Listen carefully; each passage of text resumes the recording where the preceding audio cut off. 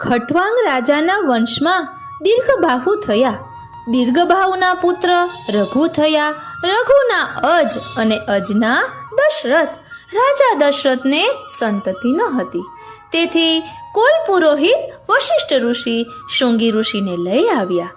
શૃંગી ઋષિએ રાજા દશરથ પાસે પુત્ર કામેષ્ટિ નામનો યજ્ઞ કરાવ્યો. અગ્નિદેવ યજ્ઞકુંડમાંથી પાયસની પ્રસાદી લઈ બહાર આવ્યા. તે રાજાને અર્પણ કરી. રાજાએ શુંગી અને તેમની પટરાણી કૌશલ્યાને અડધો અડધ પ્રસાદી આપી. બાકીની અડધી પ્રસાદીના 2 ભાગ કર્યા. એક ભાગ રાણી કૈકેયીને આપ્યો અને બાકીના જે ભાગ બચ્યો તેના પાછા 2 ભાગ કર્યા. તેમાંથી એક ભાગ કૈકેયીને આપ્યો અને બીજો કૌશલ્યાને આપ્યો. કૈકેયી અને કૌશલ્યાને રાણી સુમિત્રા ઉપર અગાધ પ્રેમ હતો, એટલે તે બંને પોતાનો તે ભાગ સુમિત્રાને આપ્યો. આથી 3 રાણીઓને ગર્ભ રહ્યા. પરમ પવિત્ર ચૈત્ર માસના શુક્લ પક્ષમાં મેષ સંક્રાંતિનો આરંભ થઈ ચૂકેલો. નોમની તિથિ હતી. પુનર્વસુ નક્ષત્ર હતું. ત્યારે ભગવાન શ્રી રામચંદ્રજીનો અવતાર થયો. આ નક્ષત્રના પ્રભાવથી જ્યોતિષીઓ એવું કહે છે કે પુનર્વસુમાં જન્મનાર મહાપ્રતાપી હોય, પણ તેને ઘરમાંથી વનમાં જવું પડે અને પાછા ઘેર આવવાનો થાય. ભગવાન શ્રી રામચંદ્રજીનો અવતાર થયો ત્યારે મધ્યાહન કાળ હતો. અભિજીત મુહૂર્ત હતું. કૌશલ્યા દેવી પાસે ભગવાન ચતુર્ભુજ સ્વરૂપે પ્રકટ થયા. ભયે પ્રગટ કૃપાલા દીન દયાલા કૌશલ્યા હિતકારી હરચિત મતહારી મુનિ મનહારી અદ્ભુત રૂપ નિહારી લોચન ઘનશ્યામા નિજ આયુધ ભુજચારી ભૂષણ વનમાલા ભવન વિશાલા શોભા સિંધુ ખરારી. બોલો શ્રી રામચંદ્રજી કી જય. આપ સર્વે વૈષ્ણવોને રામનવમીની ખૂબ ખૂબ મંગલ વધાય. હું કૃષ્ણ આવેશની આપ સર્વે વૈષ્ણવોનું આજના આ અલૌકિક સત્સંગમાં હાર્દિક સ્વાગત કરું છું. આ રીતે કૌશલ્યા માતાએ 2 હાથ જોડીને શ્રી રામજીની સ્તુતિ કરી. તેમણે કહ્યું, હે પ્રભુ, તમારા એક રૂવાડામાં અનંત કોટી બ્રહ્માંડો વિલસી રહ્યા છે, એવા આપ મારા નાનકડા ગર્ભાશયમાં કેવી રીતે રહ્યા હશો? ભગવાને મંદ મંદ મુસ્કાન કર્યું. ભગવાનના મંદ મુસ્કાનમાં માયાનો નિવાસ હોય છે એવું દ્વિતીય સ્કંદમાં કહેવાઈ ગયું. પ્રભુનું મંદ હાસ્ય માતા કૌશલ્યાના હૃદયમાં માયાની અસર થઈ ગઈ. તેઓ કહેવા લાગ્યા, હે નાથ, આપના ચતુર્ભુજ સ્વરૂપથી હું આનું લાલન પાલન કેવી રીતે કરીશ? તમે મારા નાના પુત્ર બની જાઓ ને, નાનકડા પુત્ર બની જાઓ ને. મને આપની બાળ લીલા અતિ સુખદ બનશે. ભગવાન શ્રી રામચંદ્રજી તરત જ નાના બાળક બની ગયા. તેઓ નાના બાળકની જેમ રડવા લાગ્યા. મથુરામાં કંસના કારાગારમાં શ્રી કૃષ્ણ બનશે પણ રડશે નહીં. આ મર્યાદા પુરુષોત્તમ બાળ સ્વરૂપે રડવા લાગ્યા. આમ રામનવમીના દિવસે શ્રી રામજી પ્રગટ થયા. 10મે ભરતલાલ પ્રગટ થયા. એકાદશીએ શત્રુઘ્ન અને લક્ષ્મણજી પ્રગટ થયા. શત્રુઘ્ન અને લક્ષ્મણજી જોડકા ભાઈઓ છે. અયોધ્યામાં 4 ભાઈઓનો મોટો જન્મ મહોત્સવ ધામધૂમથી થયો. હવે આવા શ્રી રામચંદ્રજીનો દિવ્ય ચરિત્ર ગાગરમાં સાગર સ્વરૂપે આપણે રસ દર્શન કરવાના છીએ. શ્રી રામચંદ્ર કૃપાલો ભજ મના ભવ ભયહરદારુણમ નવ કંજલોચન કંજ મુખ કર કંજ કંજારુણમ.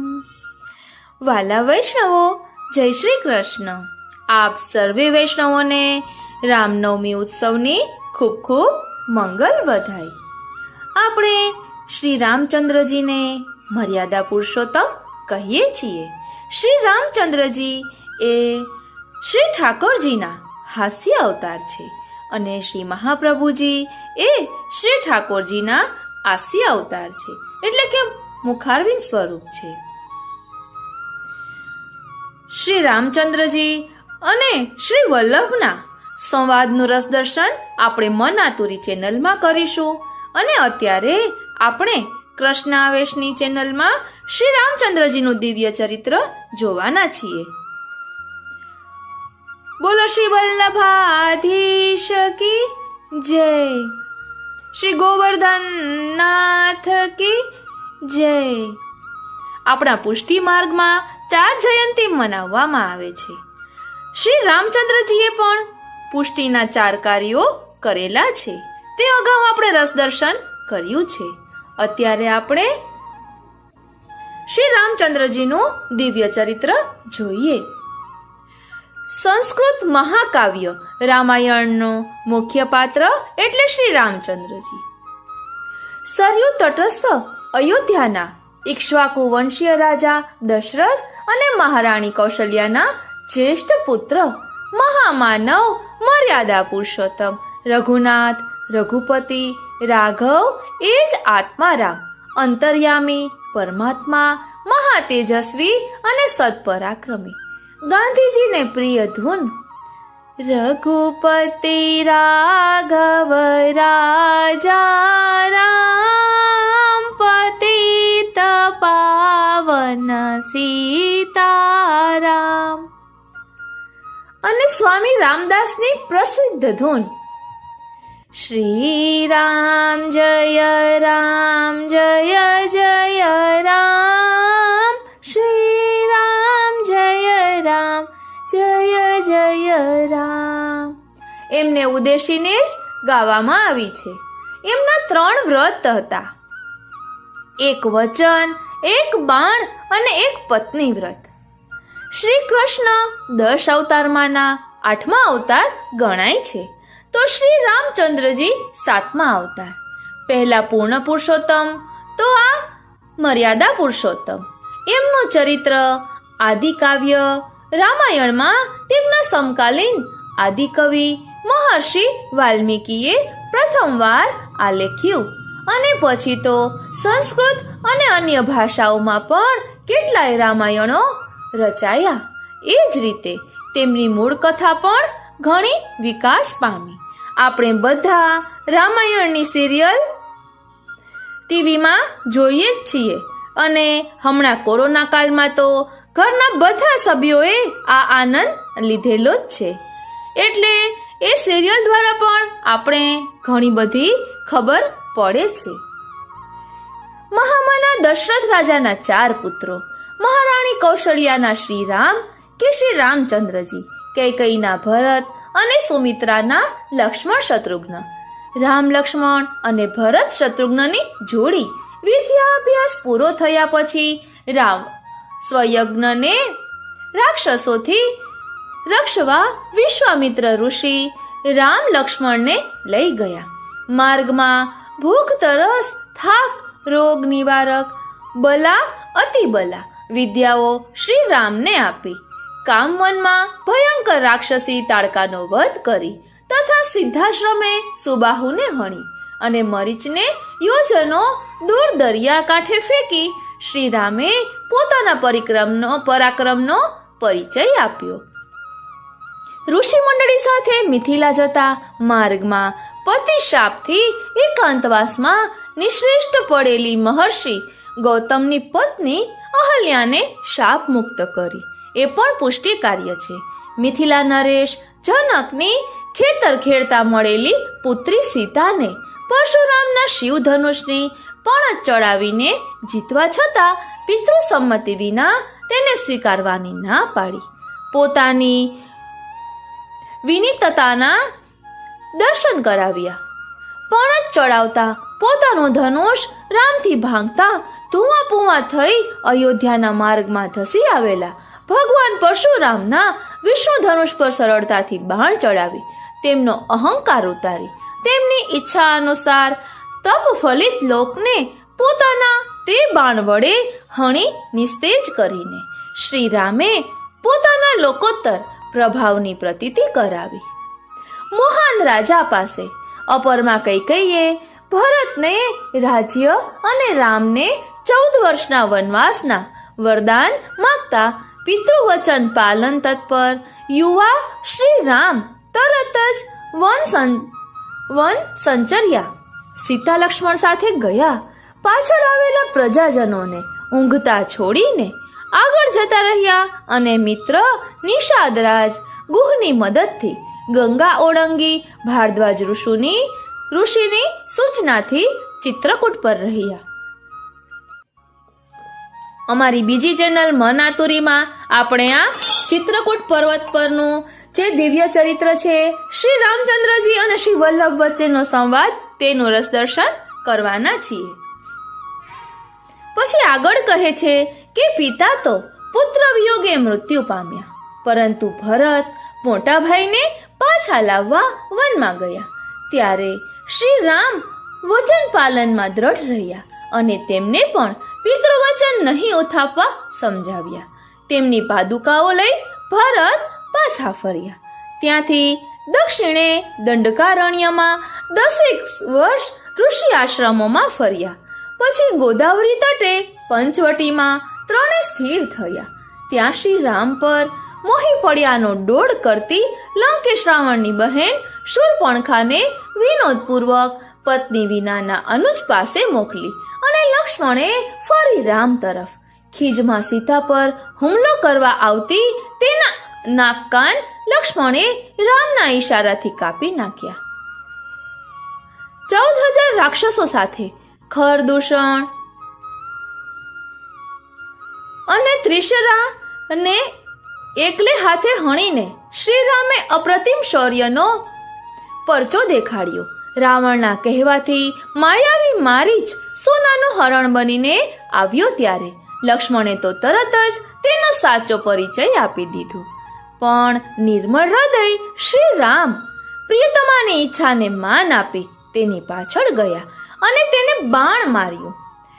મરતા મારીચે રામના સ્વરમાં હા સીતે, હા લક્ષ્મણ એવો સાદ પાડ્યો. ગભરૂ સીતાએ પોતાને નહીં છોડનાર લક્ષ્મણને આકરા શબ્દો કહીને મદદે દોડાવ્યા. રાવણ સીતાને હરી ગયો અને તેને બચાવવા દોડેલા જટાયુના પાંખ, પગ, પડખા કાપી નાખ્યા.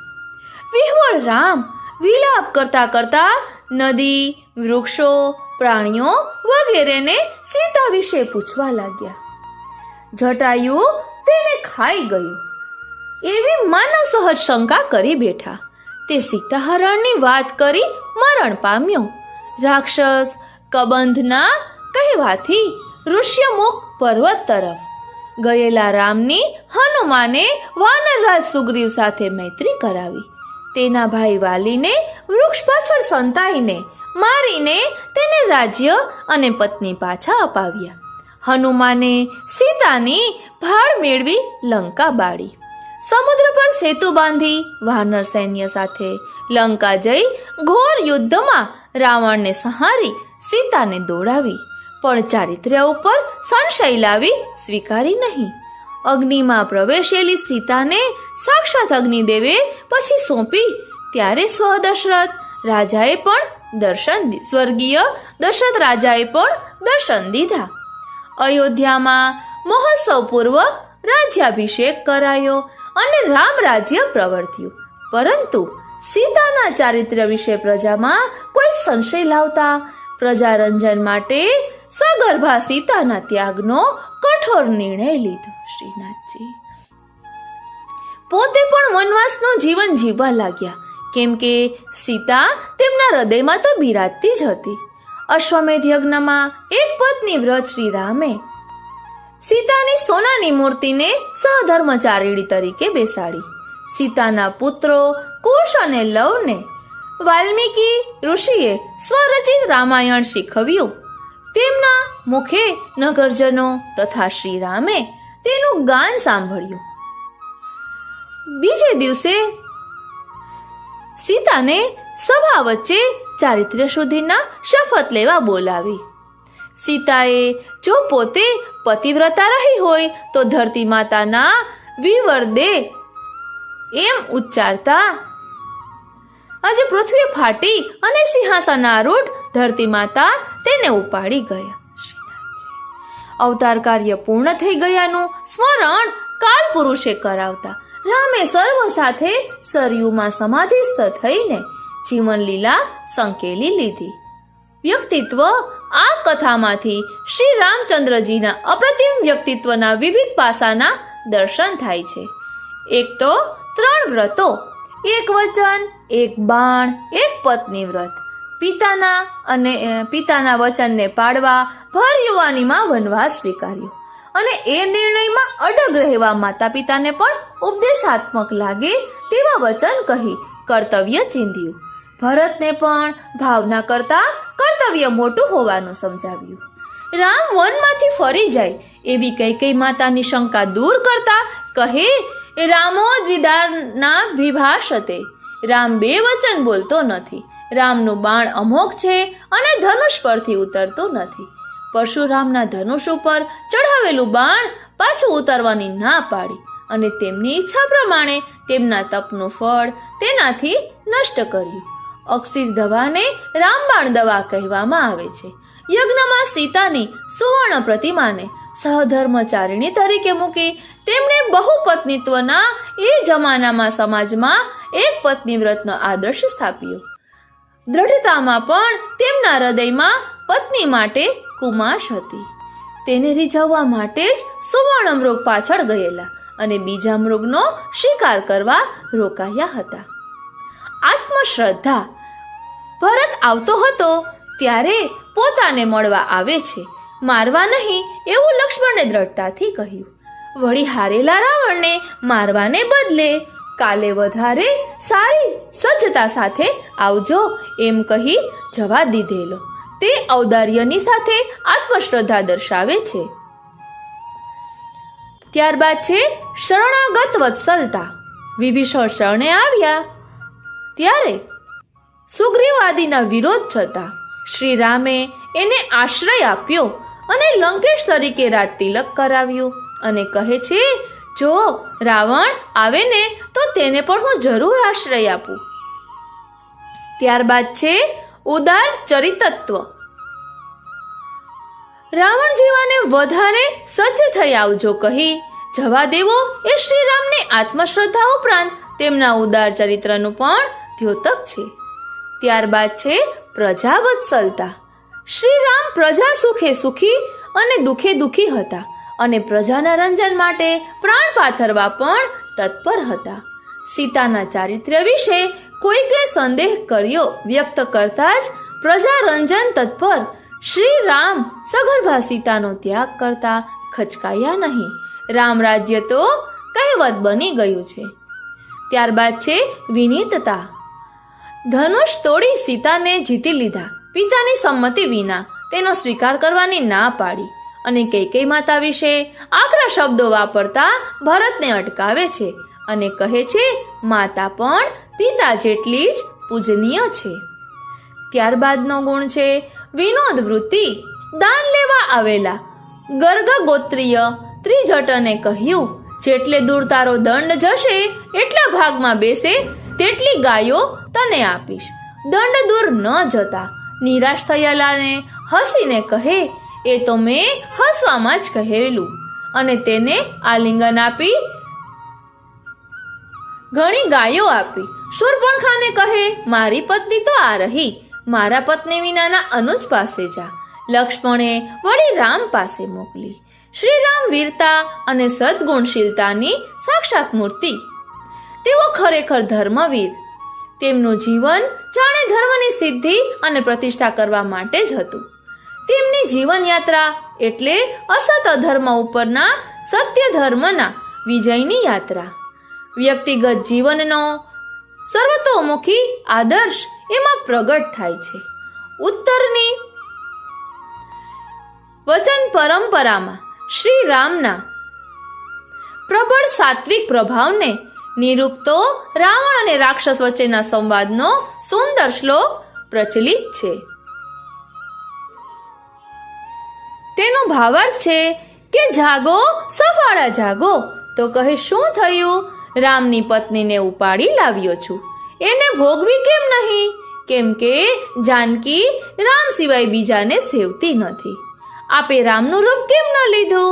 તો કહે છે, હે મિત્ર સાંભળ, રામનું શ્યામળ શરીર ધારણ કરતા જ દુષ્ટતા ઉદ્ભવતી જ નથી. શ્રી રામ આદર્શ પુત્ર, આદર્શ પતિ, આદર્શ ભાઈ, આદર્શ મિત્ર અને આદર્શ રાજા હતા. માનવ સહજ લાગણીઓ અને અપૂર્ણતાઓના દર્શન પણ રામચરિતમાં થાય છે. યૌવરાજ્યાભિષેકની જાણ કરતા તેઓ હર્ષિત થાય છે અને તે અટકતા અપ્રકટ શોક થાય છે. માયાવી સીતાનો શિરચ્છેદ જોતા અત્યંત ક્ષોભ થાય છે. લક્ષ્મણ બેભાન થતા કઠણ હૃદયને પીગળાવે તેવું આક્રંદ કરી ઉઠે છે.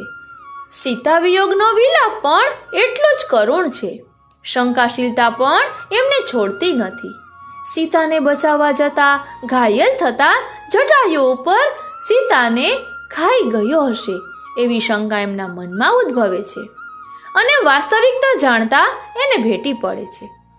સતી સીતાના ચારિત્ર્ય પર શંકા લાવે છે અને સાક્ષાત અગ્નિદેવ પવિત્રતાના સાક્ષી થાય છે ત્યારે તેને સ્વીકારે છે અને તેથી સીતાનો સગર્ભાવસ્થામાં જ પ્રજારંજન અર્થે રાજા રામ ત્યાગ કરી બેસે છે. અંતે પણ લવકુશની માતા સીતાને સભા મધ્ય પવિત્રતાના સોગંદ લેવા જણાવવા જેવી નિષ્ઠુરતા આચરે છે. વાલીને વૃક્ષ પાછળ સંતાઈને મારે છે અને તેનું કારણ ગળે ન ઉતરે એવું આપે છે. આ બધી માનવ સહજ અપૂર્ણતાઓ છે, પરંતુ તેથી શ્રી રામ સામાન્ય મનુષ્ય બની જતા નથી. આ બધું લીલા માત્ર છે. એમાં તેમનું મર્યાદા પુરુષોત્તમત્વ પ્રગટ થાય છે. તે ગુરુ, પિતા, ભાઈઓ, મિત્ર અને પ્રજા પ્રત્યેની મર્યાદાને ઓળંગતા નથી. વરુણદેવની ઉપાસના 3 દિવસ સુધી કર્યા પછી બાણ પ્રયોગ કરવા તત્પર શ્રી રામને લક્ષ્મણ કહે છે, મેં તો પહેલા જ બાણથી શોષી લેવાનું સૂચવ્યું હતું. તો કહે, એ મારી મર્યાદા છે, એને હું ન ઓળંગી શકું.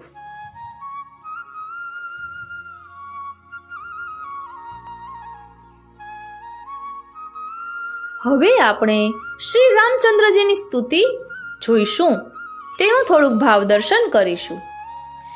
શ્રી રામચંદ્ર કૃપાલુ ભજ મન હરણ ભવ ભય દારુણમ નવ કંજલોચન કંજ મુખ કર કંજ પદ કંજારુણમ. हे मन कृपालु यानी कृपा करने वाले, दया करने वाले भगवान श्री रामचंद्र जी का भजन कर. वे संसार के जन्म मरण रूप दारुण भय को दूर करने वाले हैं. दारुण यानी कठोर, भीषण, घोर. उनके नेत्र नव विकसित कमल के समान है, मुख कमल के समान है, हाथ यानी कर कमल के समान है और चरण भी कमल के समान है. कमल कहता અહીં નિર્દોષતાનો પણ ભાવ લેવાનો છે, કારણ કે કમલ કોઈ પ્રાકૃત તત્વ નથી.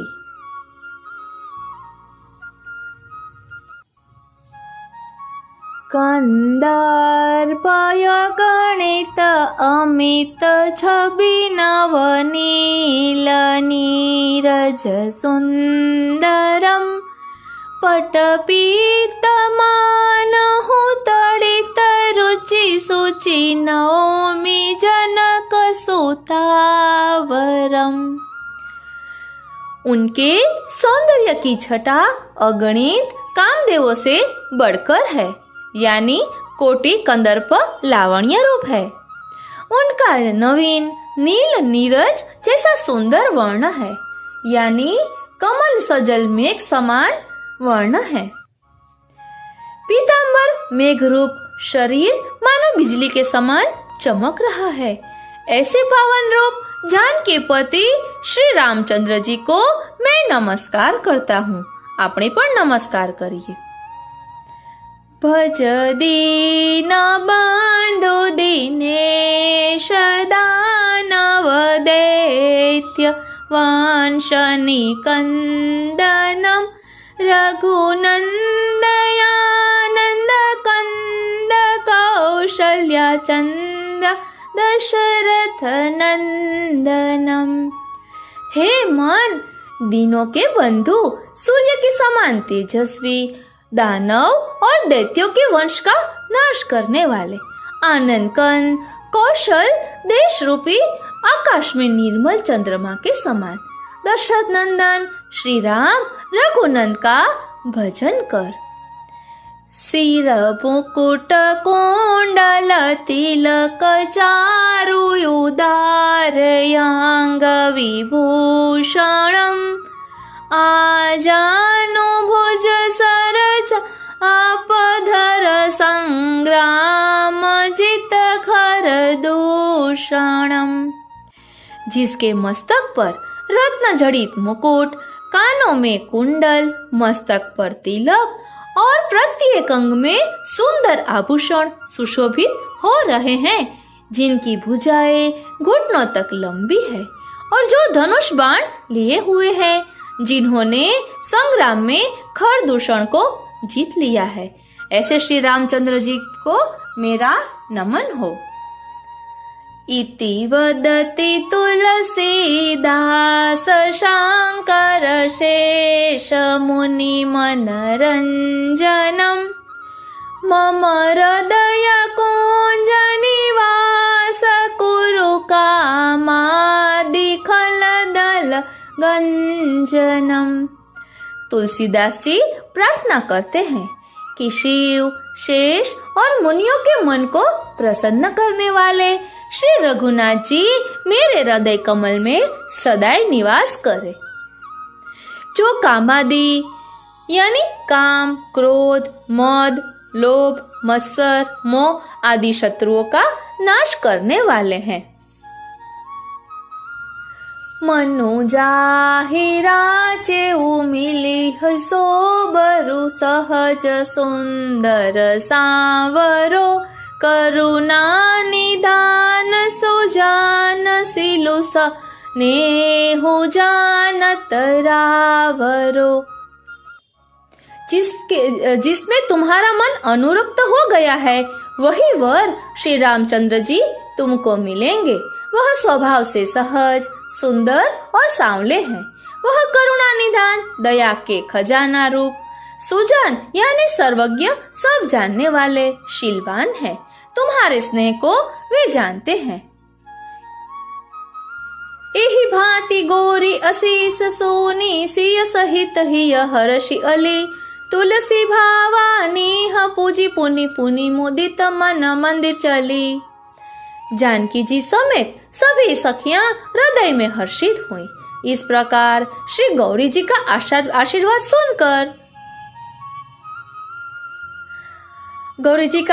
सुनकर जानकी जी समेत सभी सखियां हृदय में हर्षित हुई। तुलसीदास जी कहते हैं, भवानी जी को बार बार पुनि पुनि पूज कर सीता जी प्रसन्न मन से राजमहल को लौट चली। बोलो सियावर रामचंद्र की जय, पवन सुत हनुमान की जय। भय प्रगट कृपाला दीन दयाला कौशल्या हितकारी।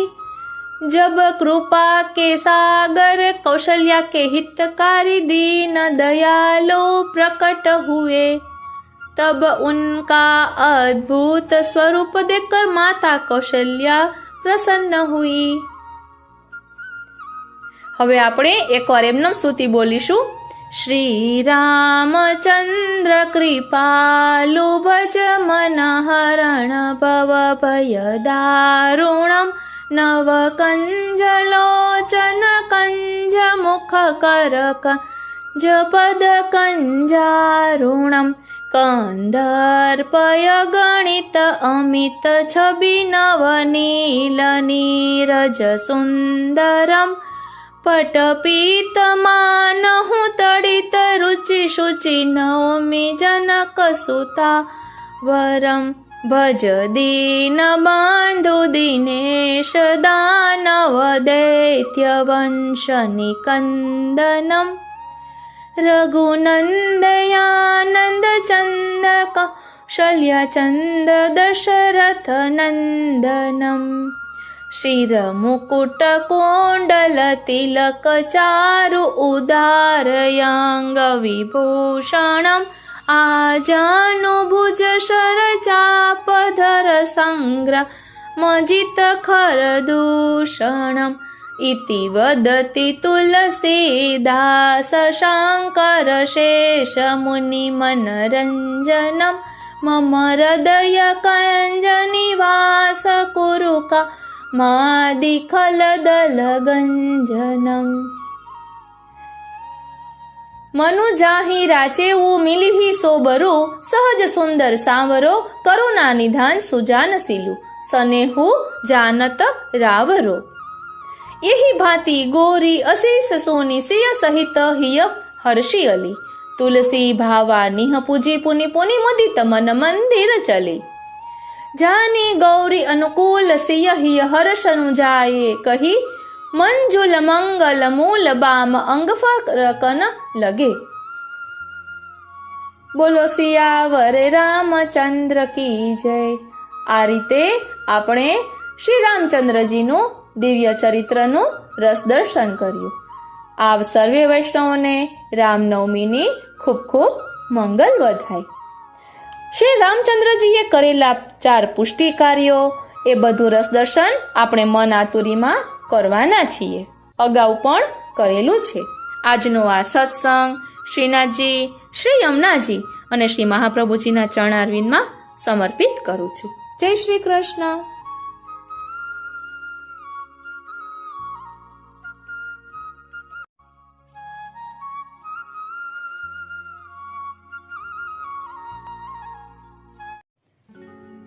આપ સર્વે વૈષ્ણવોને શ્રી રામનવમીની ખૂબ ખૂબ મંગલ વધાય। વંદો અવધ ગોકુલ ગામ ઇતિ રાજત જાનકી વર ઉતે શ્યામા શ્યામ। વાલા વૈષ્ણવો, જય શ્રી કૃષ્ણ। હું મનાતુરી આપ સર્વે વૈષ્ણવોનું શ્રી રામનવમીની આ વધાઈના અલૌકિક સત્સંગમાં હાર્દિક સ્વાગત કરું છું। આજે આપણે રામનવમીની જે વધાઈ લેવાના છીએ તેમાં બધાને ખૂબ જ આનંદ આવશે। એટલું સુંદર વર્ણન અહીં તુલસીદાસજીએ કરેલું છે।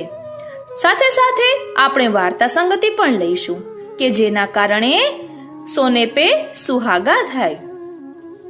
ખૂબ જ સુંદર વર્ણન અહીં કરેલું છે। એટલે શ્રી રામચંદ્રજી અને શ્રી કૃષ્ણચંદ્રની સામ્યતા દર્શાવી છે। બંને ની લીલાઓનું વર્ણન પણ કર્યું છે અને તુલસીદાસજીને આપણા શ્રીનાથજી શ્રી રામચંદ્રજી સ્વરૂપે દર્શન આપે છે તેનું પણ આપણે વર્ણન જોઈશું।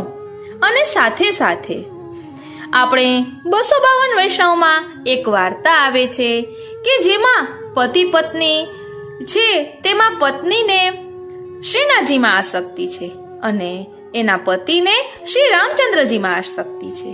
તો પ્રભુ બંનેને જેનો જેવો ભાવ તેવા તેને દર્શન આપે છે।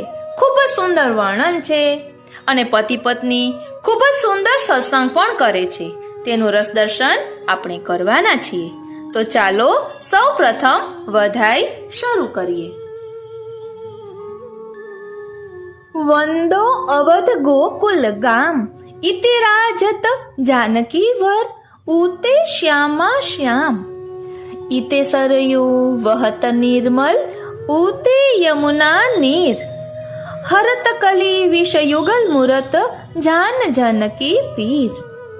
इते शबरी स्वर्ग दीनो चित्रकूट बनाई। उते कुब्जा रूप दीनो चंदन चारु घिसलाई। इत खेवत सखा तारे बैठी के रघुराई। उते कर नख भूप तारे कर गहे यदुराई। ईते सारंग पानी सोहे ललित लक्ष्मण धीर। ઉતે મોરલી કર બિરાજે હલ ગહે બલવીર. ઇતે ગૌતમ ધરની કી ગત કીની રામ સુજાન. ઇતે ગૌતમ ધરની કી ગતિ કીની રામ સુજાન. ઉતે દ્રૌપદી લાજ રાખી દ્વારકાપતિ કાન. ધીર સાગર રામ મૂરત કરે ગીધ નિહાલ. ઉતે ગજ વૈકુંઠ પઠ્યો દોરી કે નંદલાલ. કબહુ બાબા નંદ કે ઘર જાત માખન ખાત. તનક ભોજન કરો વિલમો કહત કૌશલ્યા માત. ભક્ત હેત અવતાર લીને ધરી દઉં અવતાર. દાસ તુલસી શરણ આયે કો ઉતારે ભવપાર. હવે તેનું ભાવ દર્શન કરીએ. આ કીર્તનના રચયિતા તુલસીદાસજી છે. કૃષ્ણ અવતાર તથા રામ અવતારમાં જે તે લીલા કરીને શરણે આવેલા ભક્તોને પ્રભુએ તાર્યા છે તેની સંગતિ કરી છે. આપ મર્યાદા ભક્ત હોવા છતાં આપને પુષ્ટિના દર્શન આ બંને અવતારમાં થયા છે. પણ આપની મર્યાદા દ્રષ્ટિ અનુસાર આ કીર્તનના શબ્દો છે. મંગલાચરણ કરતા અવધ, અયોધ્યા અને ગોકુલ ગામ બંનેને વંદન કરે છે. આપણે પણ વંદન કરીએ. અવધ રામજીની જેમ કાના માત્ર વગરનો સરળ છે નગર છે, જ્યારે ગોકુલ થોડાક વણાક વાળું નાનકડું ગામડું છે. અરે શ્રીનાથજી, અહીં એટલે શ્રી રામજી સંબંધે અને તેહી એટલે કૃષ્ણ સંબંધે સમજવાનું છે. અહીં જાનકી જેમને માત્રને વર એટલે કે શ્રેષ્ઠ ગણે છે તે બિરાજે છે, અને ત્યાં શ્રી કૃષ્ણ શ્યામા શ્યામ યુગલ સ્વરૂપે બિરાજે છે. અહીં જાનકી વર કહેતા માત્ર રામજીનો ઉલ્લેખ છે.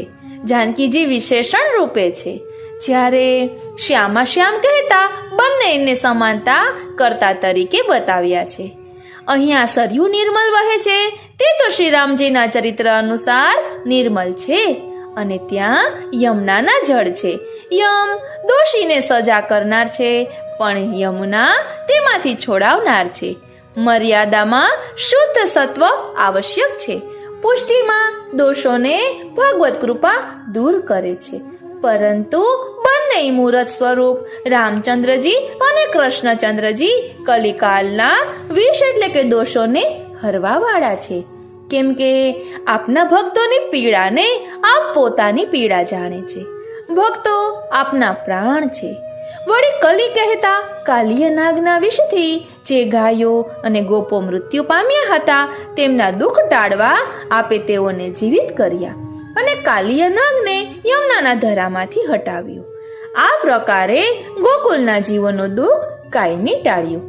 શબરી પર રામજીએ જૂઠન બોર આરોગીને પોતે પુષ્ટિભાવ પ્રકટ કર્યો.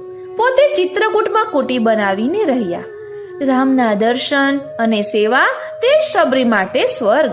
બાકી તો શબરીને મૃત્યુ પછી રામચરણ શરણ જ છે. જ્યારે આ બાજુ કુબજાએ પ્રભુની સેવાની તત્પરતા બતાવી તો તેની કુરૂપતા દૂર કરી અને તેને કામાસક્તિ હતી તેથી આધિભૌતિક રૂપનું દાન કર્યું. અહીં રઘુનાથજીએ કેવટની નાવમાં બિરાજીને તેને હૃદય સરસો ચાંપીને તેના દાસભાવને સખ્યમાં પલટીને સહજમાં કોઈ સાધન કર્યા વગર તાર્યો, અને ત્યાં કૃષ્ણે જરાસંધની કેદમાં 20,800 રાજાઓ હતા તેમને યુધિષ્ઠિરના યજ્ઞ વિશે જરાસંધને હરાવી મરાવીને તાર્યા, અને તે તો સહજ પોતાના કરના નખ સ્પર્શ માત્રથી તથા તેમને ભક્તિ આપે તાર્યા. નખ સ્પર્શથી તાર્યા અને ગ્રહ્યા હાથ પકડીને. રામચંદ્રજી આજાનબાહુ સારંગ પાણી છે, જેમના બંધુ લક્ષ્મણ અનુજ ધીરજવાન છે. તેથી તો વનના દુઃખ સહ્યા તો ત્યાં કૃષ્ણના ભુજમાં મુરલી બિરાજે છે, અને બલવીરે હળનું આયુધ ધારણ કરનાર અધીર ક્રોધિત છે, કેમ કે સંકર્ષણ વ્યૂહનું કાર્ય જ અસુરનાશ છે. અહીંયા રામચંદ્રજીએ ગૌતમ પત્ની અહલ્યાનો ઉદ્ધાર કર્યો, શીલામાંથી નારી કરી.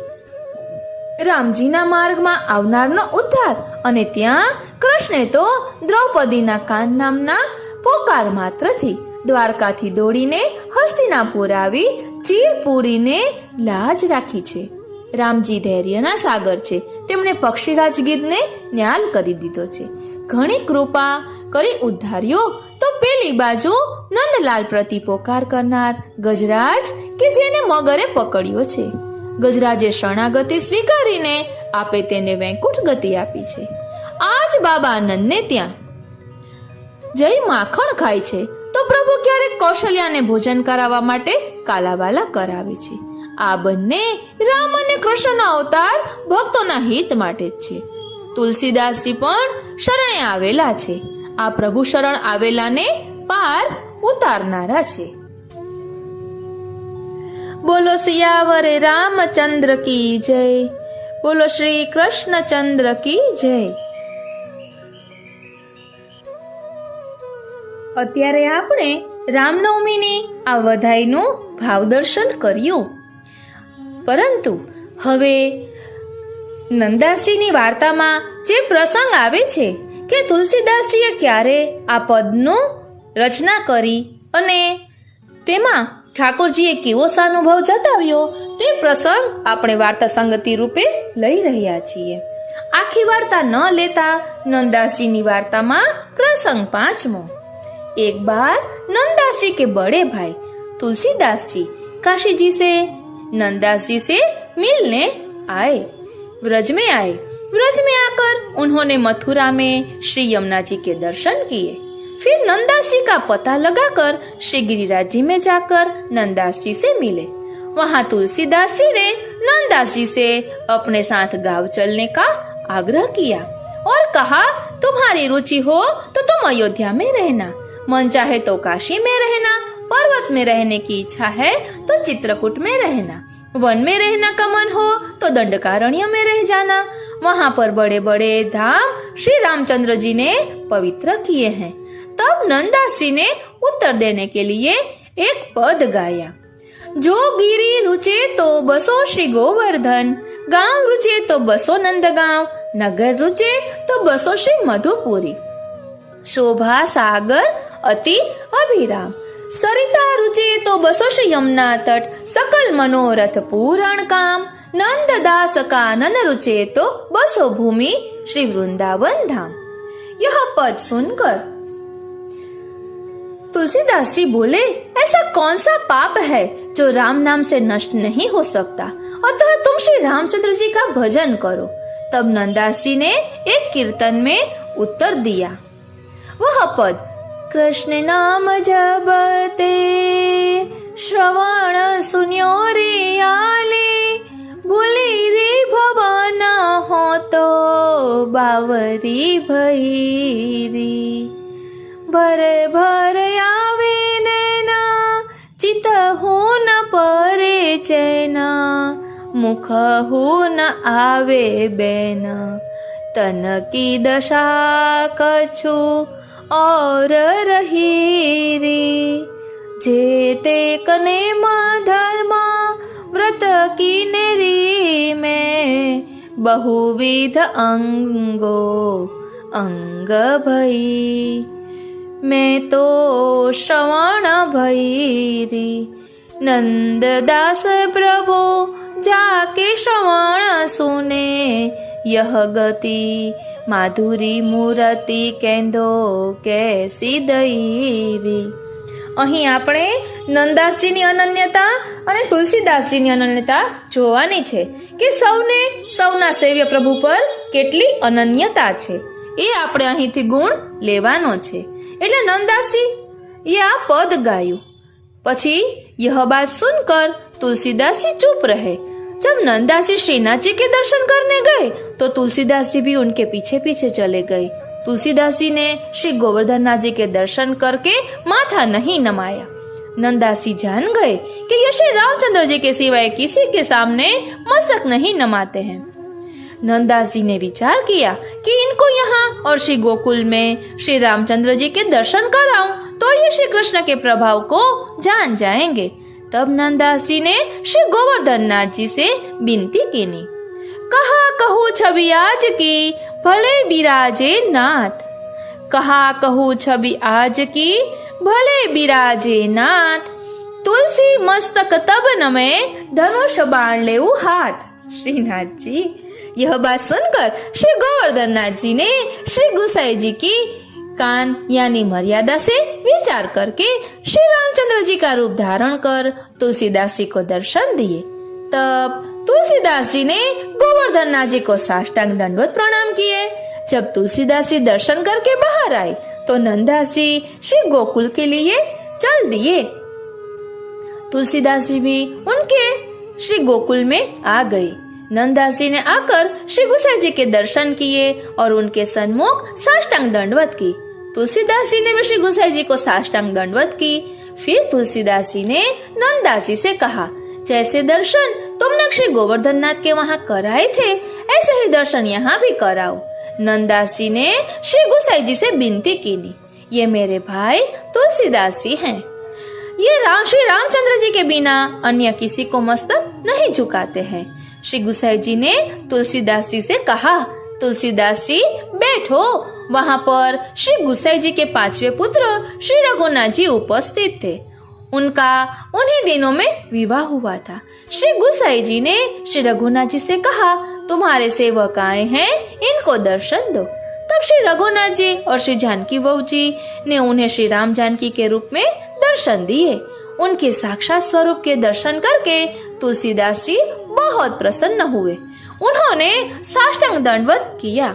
इसी क्रम में श्री द्वारकेश जी ने मूल पुरुष में गाया है, हेतु निज अभिधान प्रकटे तात आज्ञा मान के।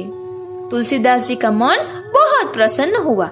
उन्हें भी यह पद गाया, वरनो अवध गोकुल गाम। એટલે આપણે જે પદનું રસ દર્શન કર્યું તે જ પદ આ સમયે તુલસીદાસજીએ ગાયેલું છે। यह पद गाकर तुलसीदास जी नंददास जी के पास से विदा होकर अपने देश काशी को चले गए। ये नंददास जी श्री गुसाई जी के ऐसे कृपा पात्र भगवदीय थे जिनके कहने से श्री गोवर्धन नाथ जी को तथा श्री रघुनाथ जी को श्री रामचंद्र जी का स्वरूप धारण करके दर्शन देने पड़े थे। इनकी वार्ता कहाँ तक विस्तार करी जाए। એટલે પ્રભુ ભક્ત મનોરથ પૂરકાય નમઃ છે એ આપણે જાણીએ છીએ। ત્રિવિધ લીલા નામાવલીમાં પણ આ નામ આવે છે અને ભગવદ્ ગીતામાં પણ ભગવાને કહ્યું જ છે કે હું તો ભક્ત પરાધીન છું। એટલે ભક્તના મનોરથ પૂર્ણ કરવા વાળા છે। એટલે ભક્તે વિનંતી કરી અને પ્રભુએ સ્વીકારી। આ રીતે આ વાર્તા સંગતિ છે। હવે હજી એક વાર્તા આપણે લેવાના છીએ। ખૂબ જ સુંદર વાર્તા છે। સાચું કહું ને તો સવારથી 8 વાગ્યાથી 10:30 વાગ્યા સુધી વાર્તાનું નામ ગોતતા હતા। વાર્તા મોઢે ખબર હતી પરંતુ વાર્તાના નંબર નહોતા ખબર। તો પ્રભુ કૃપાથી પ્રાપ્ત થઈ છે। મારી દીકરીને કીધું તો એને ગોતી દીધી। ખૂબ સુંદર પ્રસંગ છે માટે જરૂરથી રસ દર્શન કરીશું। 252 वैष्णव वार्ता 102। अब श्री गुसाई जी के सेवक एक वैष्णव बनिया गुजरात में रहतो ताकि बेटी जाको रामानंदी सो ब्याह भयो। तिनकी वार्ता को भाव कहत है। भाव प्रकाश, ये बनिया की बेटी तामस भक्त है। लीला में इनको नाम कृष्णा अनुचरी है। सो ये पहले द्वारका लीला में तन्मध्या की सखी थी। उनते प्रगति है, ताते उनके भाव रूप है। ये जा प्रकार व्रत लीला में प्राप्त भय सो आगे कही आए हैं। वार्ता प्रसंग 1। एक बनिया वैष्णव हतो, सो गुजरात में रहतो तो। श्री गुसाई जी को परम कृपा पात्र भगवदीय हतो। सो वाके घर बेटी जन्मी। सो एक समय श्री गुसाई जी द्वारका जी पधारे हैं। सो मार्ग में या वैष्णव के गांव में डेरा किए। तब यह वैष्णव अपनी बेटी को नाम सुनाई भी लियाओ। ता समय यह बेटी 1.5 की हती। सो श्री गुसाई जी आप वा को प्रसन्नता पूर्वक नाम सुनायो। पाछे आज्ञा की, जो या बेटी को सर्वात्म भाव सिद्ध होई गो पाछे यह बेटी बड़ी भई। तब श्री भागवत सुनन लागी। पाछे वह वैष्णव ने एक जाति के लड़का सो या को ब्याह कियो। सो वह रामानंदी हतो। सो वह श्री रघुनाथ जी के स्वरूप में आसक्त हतो और या बहू को मन श्री कृष्ण की लीला में आसक्त भयो हतो। रात्रि दिन श्री कृष्ण की लीला को चिंतन करियो करे। सो केतेक दिन पाछे वह रामानंदी वैष्णव अपनी बहू को बुलावन आयो। तब वाके माता पिता ने अपनी बेटी विदा करी देनी। तब वे स्त्री पुरुष दो चले। सो मंजिल पे जाई उतरे। तब वा लड़कीनी ने रात्रि को विचार्यो, जो या को भगवत भाव कैसो है, सो मैं या को पूछी देखूं। तब वा लड़कीनी ने अपने पति से पूछ्यो, जो तुम्हारे श्री रघुनाथ जी कहाँ करत है। तब वाके पुरुष ने कही, जो हमारे श्री रघुनाथ जी तो राजधानी करत है। सो उनके पास श्री जानकी जी विराजत है। सो दो जने राज करत है, लीला करत है। तब पुरुष अपनी स्त्री से पूछियो, जो तुम्हारे श्री कृष्णचंद्र जी कहाँ करत है। तब स्त्री ने अपने पुरुष से कही, जो हमारे श्री कृष्णचंद्र जी तो वेणुनाद करी के सब व्रज सुंदरीन को बुलाई के रास रमन उनसो करत है। उनके संग मिली के सो वहाँ विमान पे चढ़ी चढ़ी के सब देवता देखन को आए हैं। सो ताकि वहाँ मंडप रचना भई है और गंधर्व गान करत है और ब्रज भक्तन अनेक भांति सो गान करत है। सो या भांति सो हमारे श्री ठाकुर जी सदैव लीला करत है। सो नित्य प्रति अहर्निश यही बात करत उन दोनों जने स्त्री पुरुष को प्रातः काल हो जाए। तब ये बात करत करत हास्य करत में एक दिन पुरुष ने कहियो, जो तुम्हारे श्री ठाकुर जी तो महाव्यभिचारी हैं। सो सदैव स्त्री को साथ ले रमन करत है। तब स्त्री ने अपने पुरुष से कहियो, जो तुम्हारे श्री रघुनाथ जी तो घर में निर्बल है। सो एक श्री जानकी जी को राखी सके नहीं। या प्रकार दोनों झगड़न लागे। सो दो उनको आरती भई। तब श्री ठाकुर जी ताही समय परम दयाल भक्त की आरती सही सके नहीं। ताते आप मध्य में प्रकट होय झगड़ो चुकायो। पाछे कही, जो मैं प्रसन्न भयो हूँ, ताते तुम कछु मांगो। तब इन दो जन ने कही, जो महाराजा धीराज हम तो यही मांगत है, जो तुम हम ऊपर प्रसन्न भय हो तो हमारो निर्वाह सदैव यही बात करत होय, जाते आपके दर्शन नित्य होए। तब श्री ठाकुर जी तो इनको यह वचन सुनी के खरे ही प्रसन्न भये। तब इन दोनों जन को जन्म यही बात करत गयो, पर इनको कछु संसार की स्फूर्ति न भई। संसार को जानियो ही नहीं, जो यह कहा है। तो भाव प्रकाश कहत है, या वार्ता में यह संदेह, जो स्त्री पुरुष दो ठाकुर जी की निंदा करे किए, दो स्वरूपन में भेद बुद्धि किए, तो श्री ठाकुर जी आप प्रकट वे दर्शन दिए, ताको कारण कहा। तहाँ कहत है, जो भक्ति मार्ग में को कैसो प्रकार सो अनन्य वे रहत है, तीन पर श्री ठाकुर जी या भांति कृपा करत है। काहे ते जो अनन्यता करी भक्त को तन्मयता होत है। सो अनन्यता ऐसो पदार्थ है और भक्ति मार्ग में लीला भेद सो स्वरूप भेद है। ताते भक्त हैं सो जा लीला को अधिकारी होय, ता लीला के स्वरूप में मगन वे तब अनन्य होय। ताते ज्ञान मार्ग में भक्ति मार्ग विलक्षण है। ज्ञान मार्ग ते भक्ति मार्ग विलक्षण है। वार्ता प्रसंग 2। અહીં પણ બંનેની અનન્યતાની ઝાંખી આપણને થશે। वार्ता प्रसंग 2। और उनके घर श्री ठाकुर जी को श्रृंगार जब स्त्री करे, तब तो मोर मुकुट काचनी धोती उपरना वागा पाग फेंटा कुल्हे टीपारो मल्लकाच पिछोरा या प्रकार भांति भांति के श्रृंगार करे। तब ताई इनको साक्षात श्री ठाकुर जी श्री कन्हैयालाल जी के प्रतिबिंब के दर्शन हुए। और जब उनको पुरुष श्री ठाकुर जी की सेवा श्रृंगार करे, तब इनको श्री रघुनाथ जी को साक्षात दर्शन होय। सो यही भांति सो उन दोनों जनन को सदैव अनुभव होय। परि वे जो कार्य करे सो स्नेह संयुक्त करे। यही प्रकार उनके जन्म संपूर्ण बीते। उन जानियो नहीं जो यह संसार में और कछु है। ताते उन दोनों जनन को श्री ठाकुर जी ऐसो अनुग्रह किए। ताते वे दो ऐसे भगवदीय कृपा पात्र हते। दो उनको सर्वात्म भाव सिद्ध भयो हतो। भाव प्रकाश। या वार्ता में यह संदेह है, जो स्त्री तो पुष्टि मार्गीय हती, सो उन मर्यादा स्वरूप को श्रृंगार क्यों कियो? तहाँ कहत है, जो स्त्री में स्नेह प्रकार करी सर्वात्म भाव सिद्ध भयो है, ताते उनके भावते वा स्वरूप में पुष्टि को आविर्भाव होत है। रसात्मक प्रकार ते ठाकुर अनुभव जतावत है। सो ऐसो सर्वात्म भाव सिद्ध होय तब पुष्टि मर्यादा बुद्धि रहत नहीं, एक रसरूप भाव प्रकट होत है। सर्वत्र भावात्मा कोई अनुभव होत है, सो यह भक्ति मार्ग ऐसो विलक्षण है। सो श्री आचार्य जी महाप्रभु चतुश्लोकी में कहत है। सो श्लोक, यदि श्री गोकुलाधीशो द्रुतः सर्वात्मना रुदि ततः किम परम ब्रूहि लौकिकेर वैदिकेरपि। ताते जाने अपने हृदय में सर्वात्म भाव करी श्री गोकुलाधीश जी को धारण किए, ताको लौकिक वैदिक ते कहा। सो यह भाव सर्वोत्तम जाननो। सो यह वैष्णव की दरिकिनी श्री गुसाई जी की ऐसी कृपा पात्र भगवदी हती, ताते इनकी वार्ता को पार नहीं। सो कहाँ ताई कहिए। आ रीते આજે આપણે રામનવમીની વધાઈ નો ખૂબ જ સુંદર ભાવ દર્શન કર્યું। જો આપને આ ગમ્યું હોય તો જરૂરથી આપના આત્મીયજનોને શેર કરશો, કારણ કે આપણે એક નવા જ રૂપમાં આ વધાઈ લીધી છે।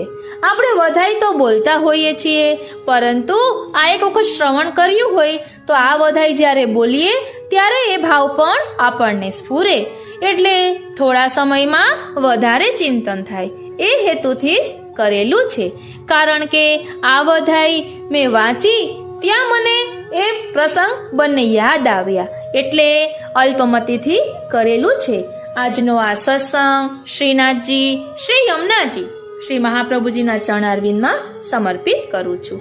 જય શ્રી કૃષ્ણ।